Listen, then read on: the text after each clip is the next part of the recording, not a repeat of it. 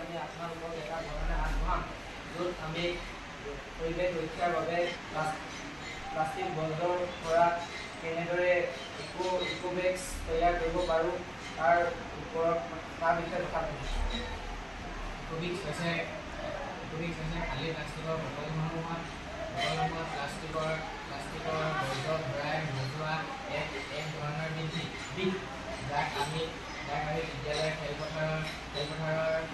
খেলপথাৰৰ বেঞ্চ বা বাগিচাৰ বাউণ্ডাৰী ব্যৱহাৰ কৰিব পাৰোঁ। ইয়াৰ প্ৰক্ৰিয়াত প্লাষ্টিক সংগ্ৰহ কৰি পৰিষ্কাৰ কৰি আৰু বটলত ভৰাই ইকোবেগছ বন্ধনৰ বাবে কম মূল্যৰ উপকৰণ লাভ হয়। এই ভাৱনাই আমাক দেশত আৰু সংগমে ভাৰতৰ দম্পতি মুখেৰে একেলগে আগবাঢ়িবলৈ সহায় কৰিব।